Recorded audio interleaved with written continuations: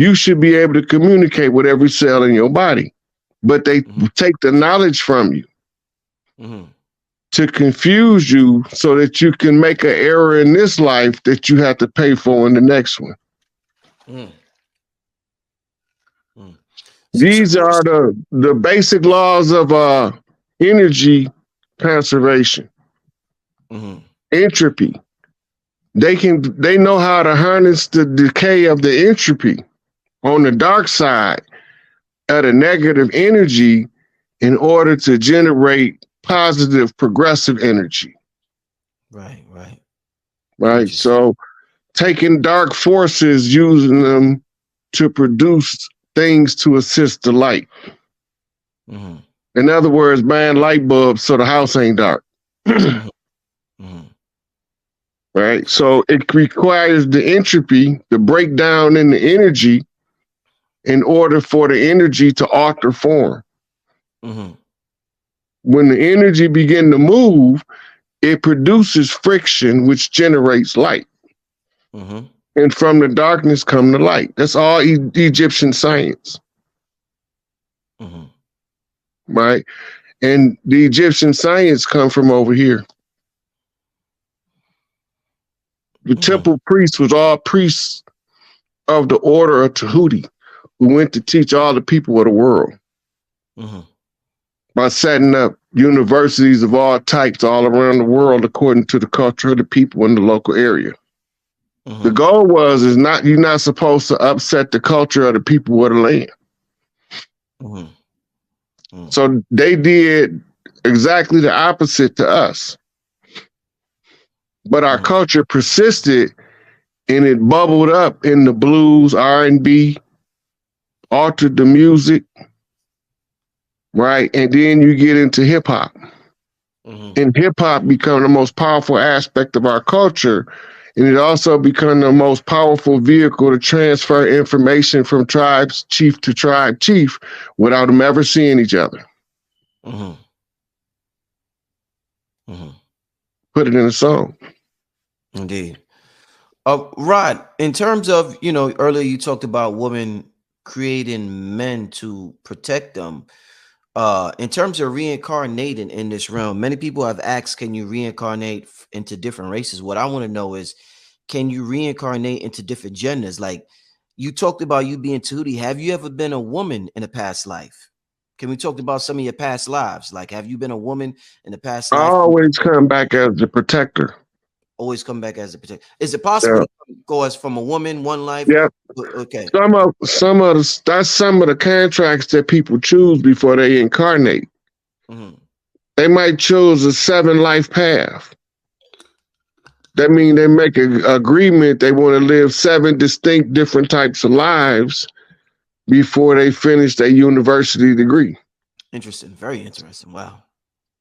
So in each incarnation, which is just another semester of university on Earth, but they lived all of the 7 lives that they put into as they wanted their curriculum to be.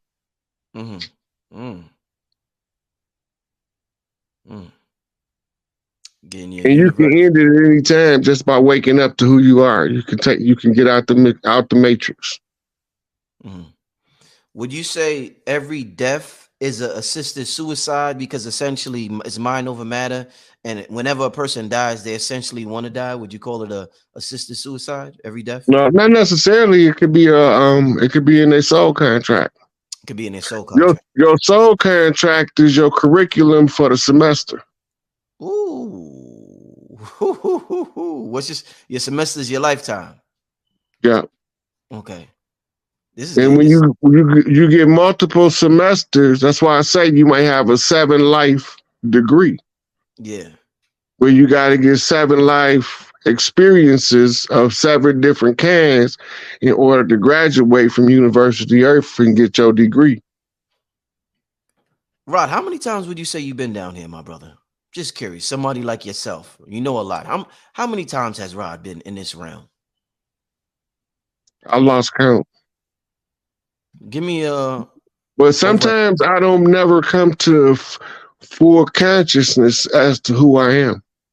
Okay. Oh, okay. Like now, now it was required to break the conjure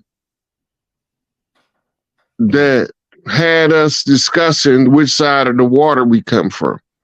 This was a voodoo conjure. It was ritualistically done in Masonic lodges.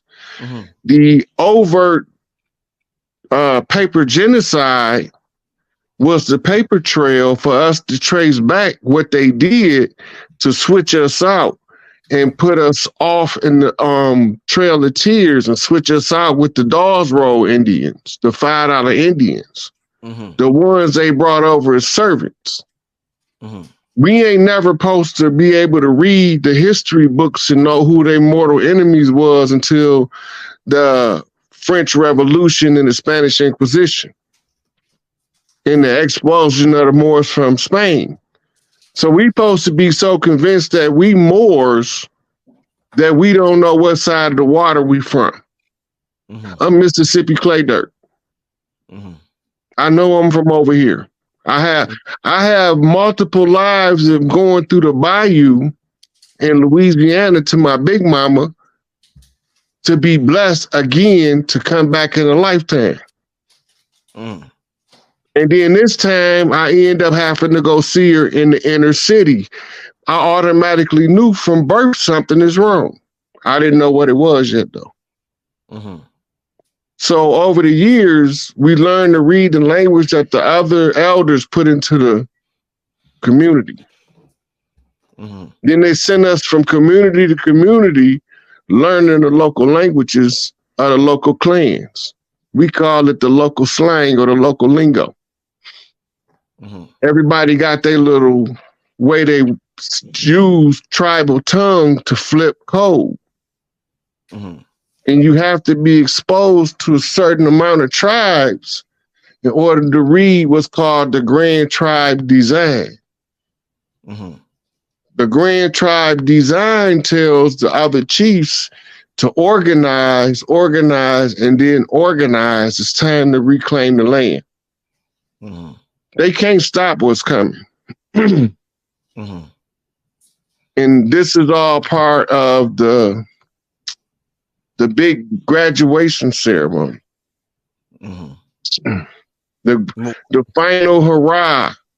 What's before the big graduation said all of the seniors getting out. Who's the seniors? What do you mean? The different masters, they'll be singing. Right, they all graduate to their elder seats. I remember you told me there's a lot of masters down here right now. You told me that, right? Yeah. They come from all different eras in time to incarnate at the end to get their graduation caps. Right. Wow. Let me ask you this, Rod. So we got something that we call down here. People say, oh, you're an old soul. A lot of people have told me I'm an old soul. Or sometimes if a person act a certain way, they'll say, oh, they're a young soul. Now, if we all come from this primordial soup, aka Big Mama, aka God, or whatever term we want to use it, we all emanate from that. And some of us are old souls. We've been down here a while. What the hell were the young souls doing? What since they weren't down here? First of all, you have to attach an ego to the soul. You have to give it an identity. Doing this by creating an identity, the personality type is aligned to a frequency, just like a radio station. Yeah. Every time you come back, you could be born in a different family, but your radio station on the same frequency in the DNA. So it can only broadcast you through. You're the only one can fit through your template. Then sometime through the merger and the flipping the new DNA helixes off the RNA DNA exchange, a new strain comes up. Right? That's a new piece of information to be shared, and then the change can also be seen in the species. What I want to know, Rod, is if the soul is young and they weren't down here, where were they lingering? Were they on other planets? Were they still in that It's oneness? like this. When the desktop computer first came out, what happened when the laptop came out? The desktop had to evolve and get smaller in order to compete with the laptop. Right. Okay. The laptop is portable, can go anywhere. It's still a computer. It's just a different personality type. Right? But the old desktop had to adapt in order to not be left behind by the laptop. Right. That's the level of upgrades. Species go through the same levels of upgrades. The codes from different positions and seasons of the sun and its communication with the earth tells the earth what to tell us to morph into next. What they call evolution of species. It's a communication. It's a code. And the DNA, this is what's so important about cracking DNA codes and study of epigenetics and the sequencing of the two. Because then you get to realize that you projected from somewhere else into this body. Right. You identify the body with the name.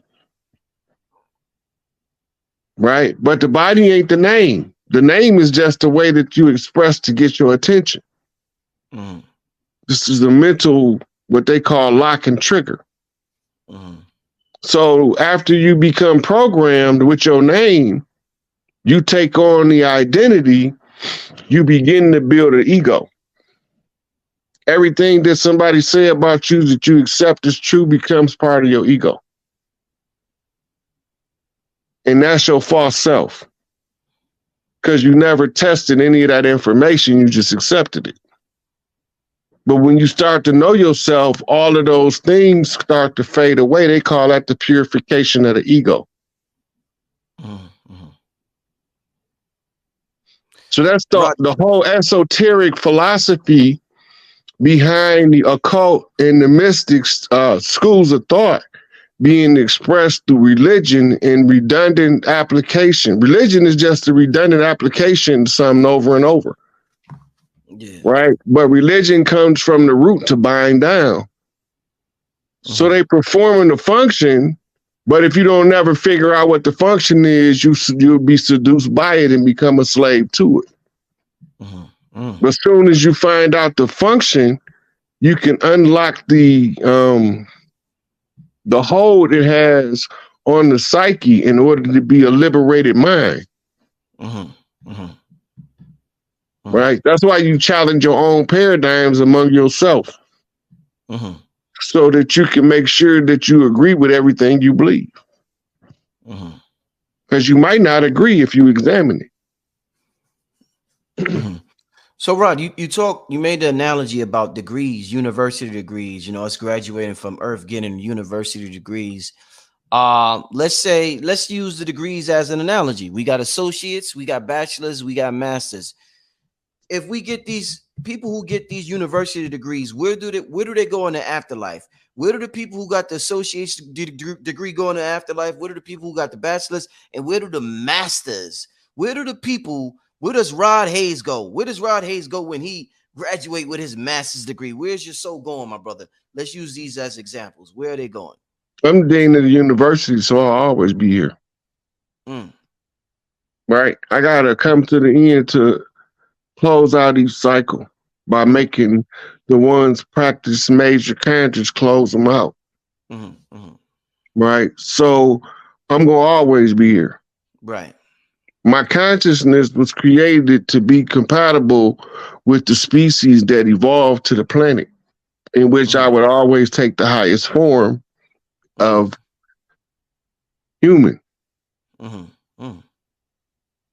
Right? Because I'm going to always have to come in and do some heavy lifting. Right. That's why it becomes a masculine expression of wisdom. And wisdom is justified to her children. And wisdom is Sophia. And Sophia is married to Tahuti. And when the two become one, it wakes the Queen Mother, the Queen of Heaven and Earth, Isis. And that's how you put the great mother back on her seat, by mingling the wisdom with the knowledge. It's the fusion of the psyche, right? To be in balance. It's the same with nature. Nature always seeking balance. That's why water is always on the go, seeking balance. But Rod, let me ask you this. If you the incarnation of Tahuti, and Tahuti messes with Sophia, and together they're able to shake shit up, are you spending your life looking for Sophia like Neo was looking for Trinity? Is you and Sophia going to be the equivalent of Neo and Trinity and shake the Matrix the fuck up, Rod? Where is your Sophia, my brother? I don't got to look for nobody. I know where they all at. No, but I'm saying a particular, like you're Tahuti. So are you looking for Sophia like Neo was looking for Trinity? That's what I'm saying. I did when I wasn't. Okay. I was looking for him when I wasn't.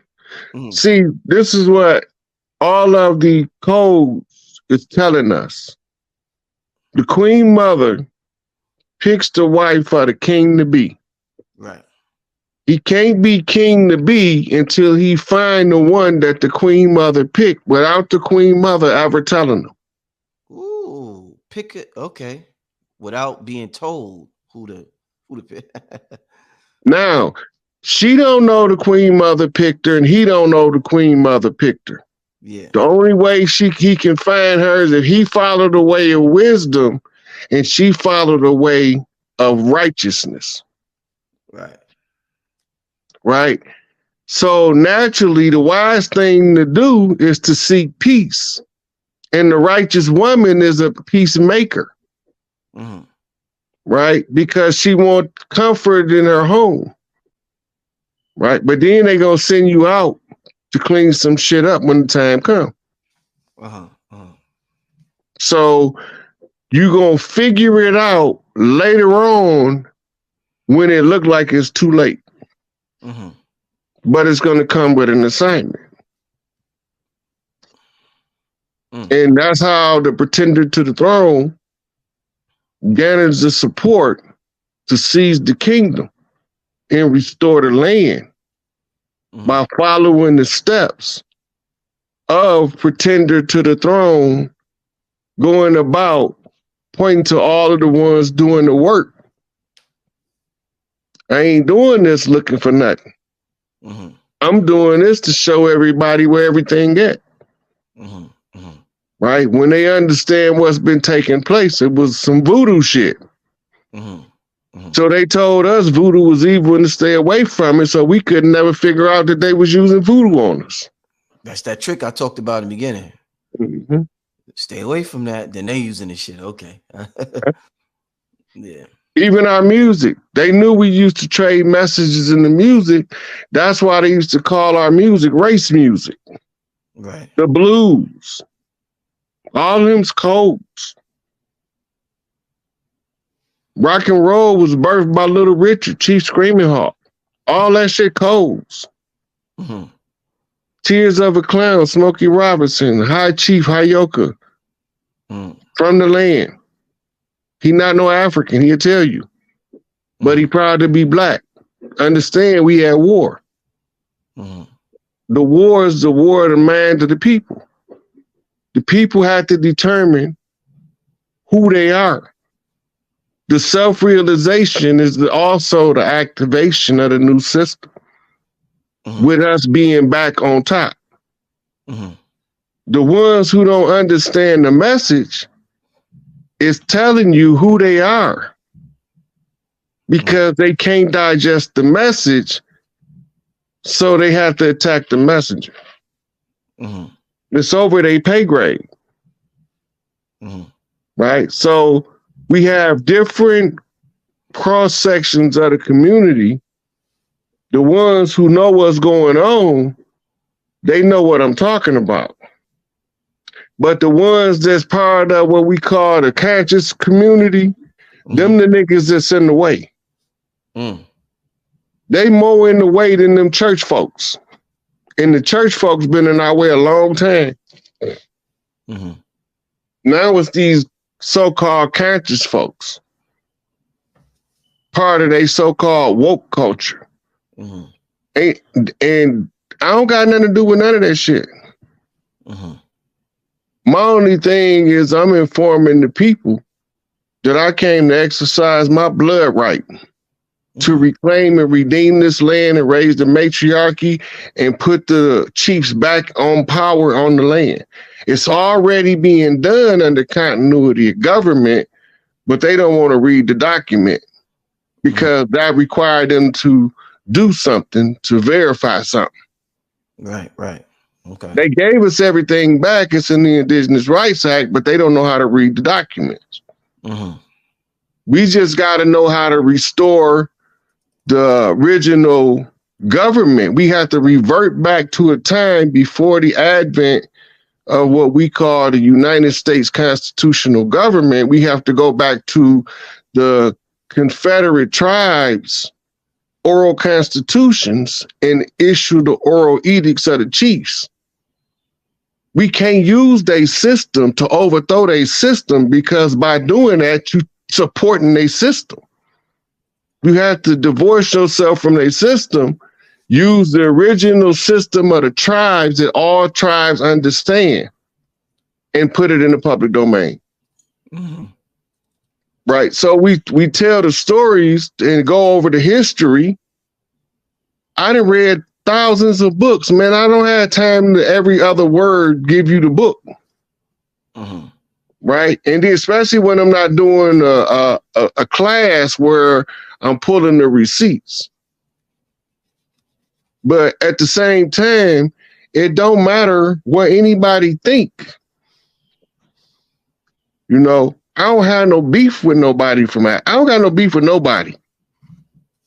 All I'm just saying is, when we doing what we doing to recover our birthright, go to Africa and get your African birthright, you African American.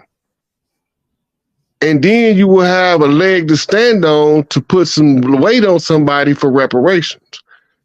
If you don't have a leg to stand on, you need your own country with a lobbying body of Congress of their own to lobby for you to get reparations. Japan lobbied for the Japanese in World War II. They got it.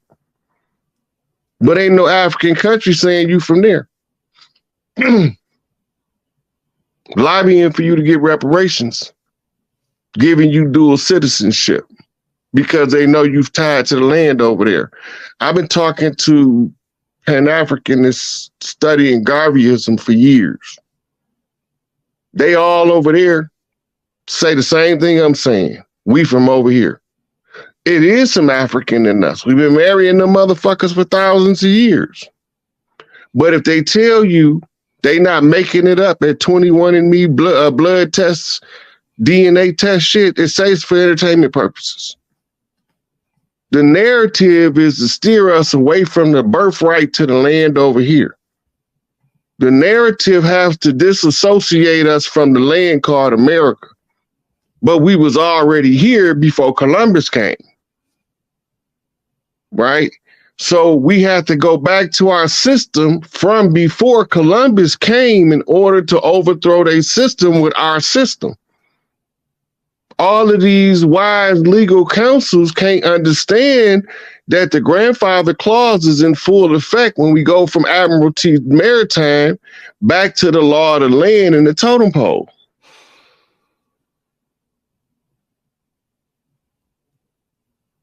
We had totem poles. We don't follow the law of the flag. That's Admiralty jurisdiction. The law of the flag ain't supposed to apply on land unless it's in the embassy. Rod, let me ask you, how long has this earth plane, this school plane, been in existence? Like, I'm just trying Time is an illusion. To give you a time is reinforcing an illusion. It's been here ever since now. It's been here right now. Are there other earth schools in the universe, or is this like the premier school? You know how they got Harvard, they got Yale, and these are the schools you go to where you learn some shit. Is that earth like, are we like the Harvard of the universe? Are we the Yale? Are we the Stanford, Columbia? That's what I'm trying to figure out. or are we like, what kind of Yeah, school? this was the school that most. This was the school that most species wanted to come to. This is all holographic projections in 3D. Mm-hmm. And our consciousness is in the video game, so to speak. Mm-hmm. Mm-hmm. Right? And we getting the information. Somebody's playing with the joystick, manipulating the DNA in order to get the message when the mitochondria send the signal. Mm-hmm. Right? It's computer animated, digitally enhanced. Right? This is why you have ancient technology returning, like the healing chamber in the med bed. People talking about that's the newest technology. No, that shit ancient. Right. It's part of the part called the hereafter in the story of the redemption of the earth in the holy drama of the Osirian resurrection. They tell you it's the Christ story in the Bible, but it's the Osirian resurrection. That's why everybody got it slightly off. They looking at it from the reflection of an original story's reflection. And then they don't even know the actual people that existed that they telling the innuendo story about without using the name of the person. The Isis of the day was Cleopatra, and they haven't found her tomb. Mm. It's the synchronicities with the story. The story of the Christ was written a 21-part play by Josephus Flavius. It was to be 21 different people looking at the story of this Christ character from 21 different angles, and they all had a gospel. A gospel is the good news, a good story. They all had a good story from their angle. But as soon as you get caught in one angle, you can't see the rest of the story. Mm-hmm. And it's an entertainment purposes. It's psychologically alluring. It's a hypnotic play being played out in order to seduce your mind into believing a paradigm that they can control. Mm-hmm. And that's how you enslave the mind at the most basic core portion of understanding. Mm-hmm. You know, I want to use music as an example, Rod. Sometimes the older artists, they've been making good music for so long that they need a new muse. So what they do is they get with a younger artist, and the younger artist gives them a muse, and they create magnificent music. Now, if life is music and we're old souls and we've been creating music in this realm for a long time, do you think us getting with some of the younger souls, like let's say the Caucasian species is a younger group, when we get with them, do you think we will create great music because they offer a fresher perspective? When we've been here for so long, we've been there, done that, got the t-shirt, we tired of this shit. So us having a seed with the Caucasian race, do you think that offers or bring forth a soul that's totally different from what the world has ever seen before because of the mixture of DNA? That was all part of a game called white supremacy. It was a multi-dimensional chess game. White supremacy is a multi-dimensional game. It's part of a multi-dimensional chess game. White supremacy's foundation is called Protocols of Zion. Right? And the script is written as morals and dogma. And it's telling you basically how you follow the dogma, and the ones follow the morals is the only ones going to see the story. Mm-hmm, mm-hmm. Right? And then the story going to be being told, played out. Ain't it something America came in with George and left with George? Mm-hmm. Right? Because even when Obama was president, as long as the old man was living, he was King George, the first of the United States of America, passed by Senate subcommittee in 1991. Mm-hmm. In the wee hours of the morning. Mm-hmm. Right? William Cooper outed his ass. Right. Right? And it was part of a security agreement. The security agreement was to give the Illuminati or the deep state control of the government. George Bush would be the king of that government. And from then on, he was the one who controlled the next several presidents until they got to Donald J. And then his plan was derailed. All this is still playing out the story repeatedly over and over again. Mm-hmm. And then now they run in what they call the kabuki theater, right? Which was common in ancient Japanese culture. Then married to East meet West, the uniting of Africa and Asia, right? It's the uniting of the understanding of the mythologies, because the mythologies is just repeating the same holy drama. Right, right. Right. And the holy drama traces back to the Assyrian resurrection, and that the masters of the land know that when the crisis come, who to call. And they call on one of the elders, what they call the family tree, or the great pharaoh's family tree. If you look at the gods, right, and then you see Isis, Osiris, Horus, Anubis, Sekhmet, Het-Heru, right? When you're going through them, they all got a different function. Those are parts of the family. Mm-hmm, mm-hmm. Everybody at each function have to teach one of the children in the family how to perform each one of the functions of each person in the family, so that when he get to the top, now he know how to set the family structure back up. Mm-hmm. The nuclear family, mm-hmm. The head of the family, right? The great family of Tahuti, the uniting of the tribes of the earth, right? They tell you the story in the Avatar. They tell you the story in the Matrix. It's the same story from a different angle. And all of those stories create what they call the great work. Everybody got to keep the story out in the forefront until we figure it out. So we figured it out. Hey, Rod, is it possible to incarnate in this realm, your soul? Like, is your soul simultaneously down here using different bodies, or does each soul incarnate one body at a time? How does that work, Rod? It depends on how your DNA structure is set up. Mm. But you got, in order to be multiple personalities with the same higher self, you have to have the same DNA. It's normally 7 at a time, but those are normally masters. Mm. Mm-hmm. And then you have what they call lookalikes. What, doppelgangers? That? Yeah, but they lookalikes. Like you might go to Japan and see a Japanese dude with your face, but he's just lighter. Mm-hmm. Right? Then you might go to Africa and see another dude with your face, except he burnt brown. Yeah. Right? And then you be sitting there like, man, why did the dude in Japan got and dude over here in Africa?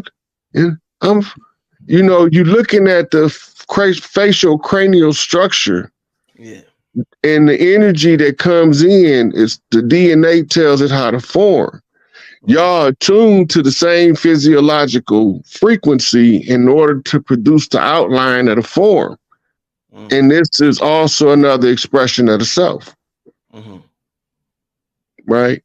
When you have multiple mental selves, that's because you tuned in your VHF frequency to the same radio frequency as somebody else. When you become a master of your frequency, now you can use it to talk to anybody else on your frequency. Mm. Mm. Tuning the radio knob. Right. Yeah, if you learn to control it. When you hear multiple voices, your radio station's overlapping.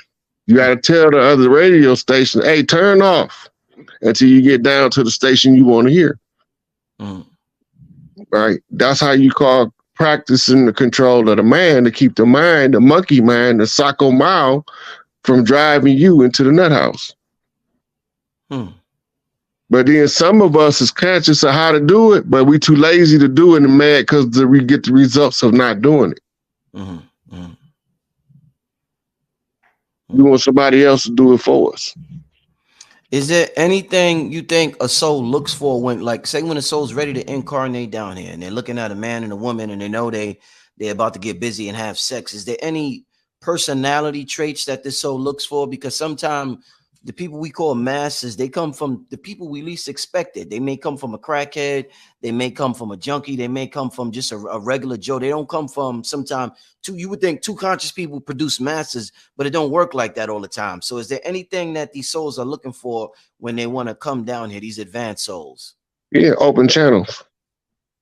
Elaborate on that. Path of least resistance. Path of least resistance. Right, an open channel. So when you let your frequency go to a certain level, it makes the higher beings have a lesser of a struggle becoming one with the individual. And they can bring them up to a higher level faster. So being conscious could offer resistance sometime, you think, to these souls? Yeah, because a lot of the consciousness is rooted in the ego being strong. Woo! That's a breakthrough. People don't even realize that. Because the consciousness is rooted in the ego being stronger, so we prevent the higher advanced souls. That's a breakthrough, brother. I got to put that on TikTok or some shit, man. Go ahead, brother. That's a breakthrough. Like, right. Well, the struggle with you is between your higher self and your ego self. Your higher self is the one determined to drive you to do your destined purpose and is going to manipulate the hell out of your ego until they get it done. Your ego going to fight back and try to do everything my way that doesn't make sense. Not that it's just doing it your way. It doesn't make sense.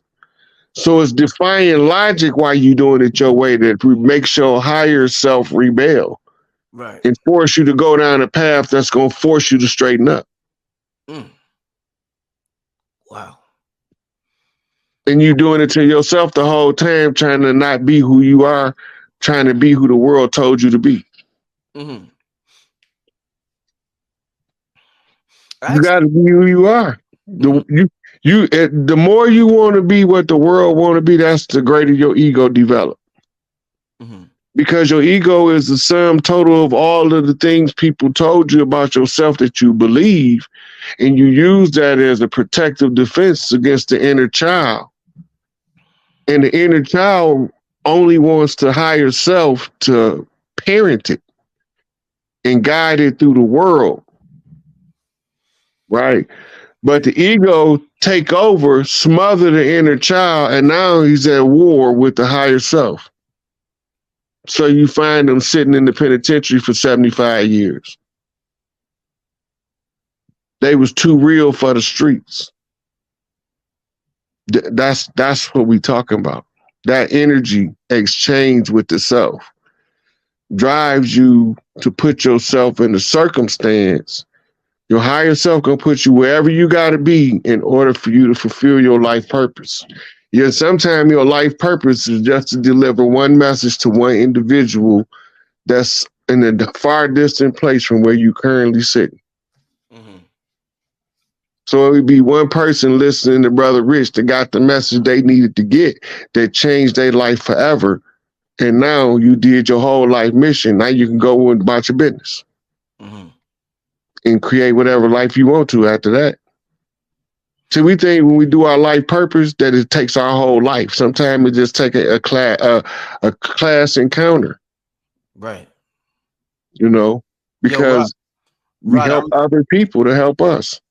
Rod, I remember one time, bro, when I was in my 20s, there was this dude, I was a street vendor in NYC, and I was selling like DVDs and stuff like that. And this dude came up to me and he started telling me about fasting.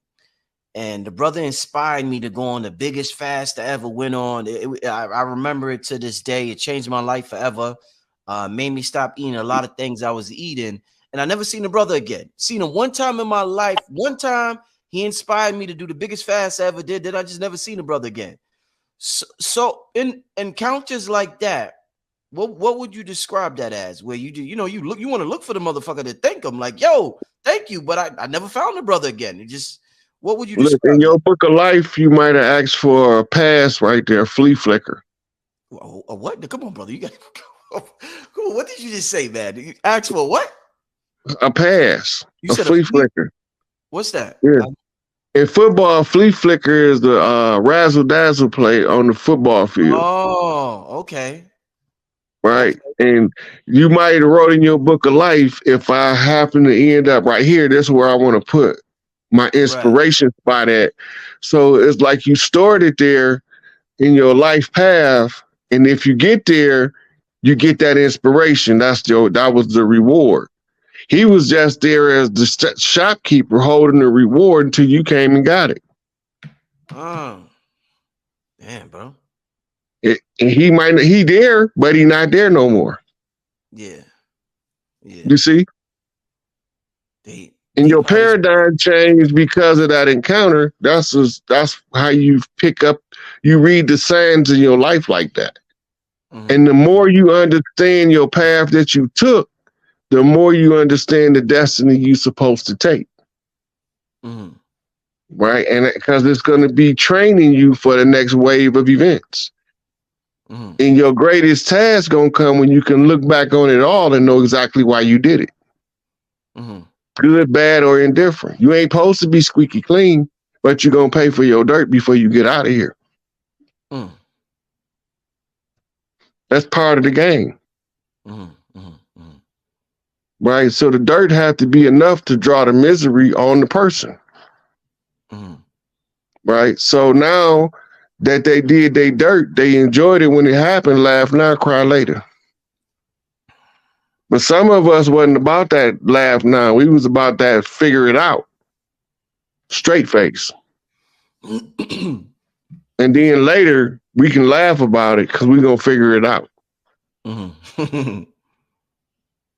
You know what I always hear about, Rod? I always hear about the most honorable Elijah Muhammad.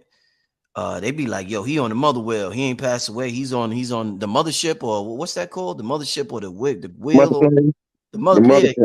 What's up with souls like Elijah? I ask you about people with masses. Where's Elijah chilling right now? Where people like Elijah? Listen, Elijah got a pamphlet. It's hard to find, but it's called Radiohead. Radiohead. Mm-hmm. Okay. And it's about the master's ability to be on the other side. And if a person match enough of their frequency, they can talk to you through that person. Mm. Mm. Mm. And they always have to give you a clue that it's them and not that person, but you got to figure it out. Mm-hmm. Mm. So the Radiohead is the one who can master the frequency so they can tune in to who they need to get the message through. It's almost like the agents in the Matrix. Yeah. Yeah, you can just take on that person in order to get the message where it needs to go. Where can I get this pamphlet at Radiohead? Is it available? It was once produced by the Coalition for the Remembrance of the Honorable Elijah Muhammad, called Crow. They put a lot of his lectures into book format. Okay. And a lot of his stuff is laced with esoteric knowledge. Yeah. So people thinking he's talking about one thing, but he's talking about something entirely different altogether. Right? The reason his Islam is not the same as Orthodox Sunni Islam is our culture require us to take whatever religion or whatever spiritual practice from around the world, but we have to change it and make it our own. Mm-hmm. And by making it our own, we'll put fragments of our culture in it, where when the time comes, the chiefs will know where everybody at. Mm-hmm. Right. And that's how I can trace back all of the students of Elijah Muhammad. And then I can trace the students of Marcus Garvey, and I can trace the students of Noble Drew Ali, because they all use the same methods of tribal communication of the masters to put the information in the public domain. We all looked at it, but all of us didn't know what it meant the same. Right. So different pay grades. Everybody ain't supposed to know the same thing. That's what we call code talking. Mm-hmm. So we could pass information that's overtly in the obvious format. Just remember, if you want to hide something from a nigga, put it in the book. The book, yeah. Yeah. So that's why I read all them books. Because I wanted to see what they was hiding. You know, I remember in the early 2000s, Rod, growing up in his consciousness and just watching mad Bobby Hemmett videos. He was real popular in the early 2000s. I would hear him always talk about how he communicates with individuals in the afterlife. It may be James Brown, it may be Tupac, it may be this one, that one. How do you get that? Is that something? Have you done that before? Communicate with people in the afterlife, and how do you tap into that? How do you tap into their frequency? It's telepathy.